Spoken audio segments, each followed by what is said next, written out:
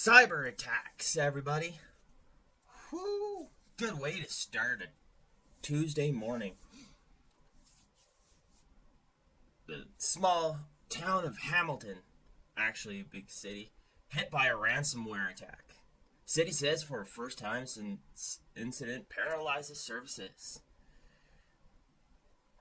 Happy Tuesday. Let's get into this.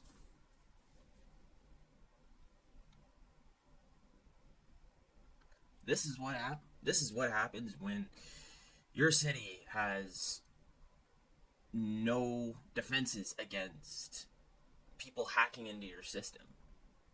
Hamilton CBC says Hamilton is experiencing a ransomware attack which has had sweeping impacts on city services over a week.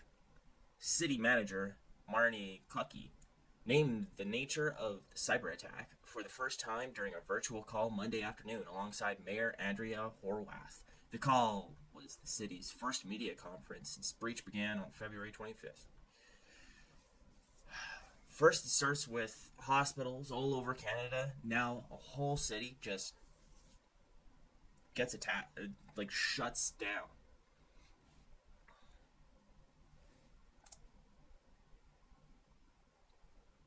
The incident had shut down almost all city phone lines, paralyzing city council, and impacted dozens of services, including the bus schedule app, library Wi-Fi, and permit applications. And the city hasn't said when they'll have this resolved.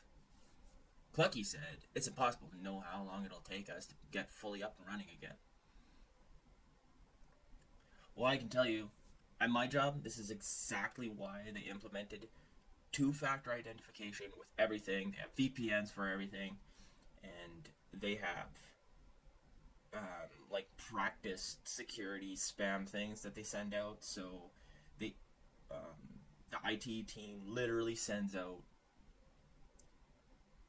a fake sort of spam email to see how many people will respond to this, because a lot of this stuff happens because people open the wrong email and then it spreads like a virus.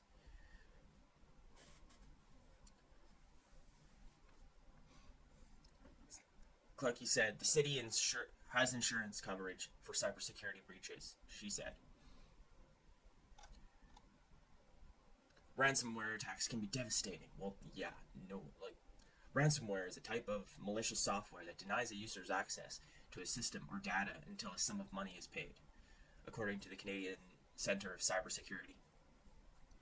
And we've heard stories and stories and stories of these things from hospitals getting hit by these ransomware attacks. And then they ask for a massive amount of money because they lock everybody out of everything. So it'll be interesting to see what Hamilton did, if they paid this sum of money, or if some of the buses or whatnot had to pay, or paid this just to get their city running again. The center, they say, the center run by the Federal Communications Security Establishment said impacts of ransomware attacks can be devastating to the organization involved. Threat actors have become more covert in their operations by first gaining access to an organization's infrastructure, usually through email, including their communications systems, to identify critical systems, high-value data, personal information, and data that could cause reputational damage if leaked to the public. Paying the ransom doesn't guarantee the system will be restored, said the agency. Well, you're dealing with criminals. I mean, once they get their money, they'll either just hack it again, or they'll just be like, "Oh, this isn't enough, give us more." Other municipalities have faced ransomware attacks in recent years. The small western town of Ontario, St. Mary's, had a cyber attack, and they had to pay a ransom of $290,000 in cryptocurrency. Al Strathy, the mayor of that town, of just 7,000 residents, said the potential risk of people's data was too high not to pay up. The town reported spending at least $1.3 million to investigate. And and they haven't said whether or not they caught the guy. The city of Stratford agreed to pay an attacker more than $75,000 worth of Bitcoin. And this is what they want, Bitcoin, because it's not trackable. A 2020 conversation from the director of Toronto Metropolitan University Cybersecurity Hub, Stratford's then mayor Dan Matheson, said the breach remediation cost was upwards of $1 million. Jeepers creepers. Still hasn't said whether they actually caught the guy and spend millions. On Monday, Horwath told reporters once the city systems have been restored, they will conduct a full review to understand how the breach happened. Services impact. Here's what was all impacted. Holy. All the phone lines, the administration phone lines, let's just say all the phone lines. Customer care was operational, but it had delays. Payments weren't possible for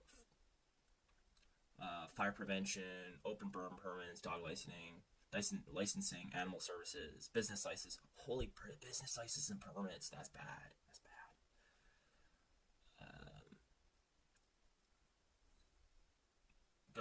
Zoning verifications, property reports, job applications, marriages license. So pretty much every single I'm not going to read all of this off, but you can. I'll send a link below, and you can read through all of the services that were down because of this.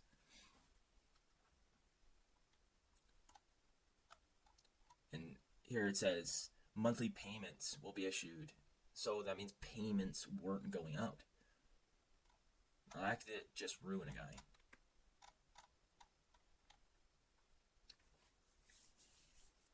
So what will come with this? Who knows?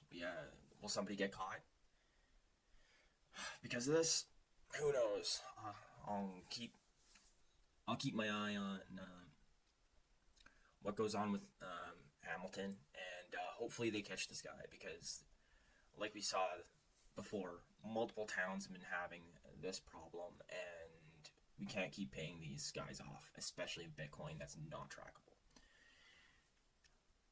So, hopefully this started your morning off well, and please comment below and subscribe. And see you in the next one.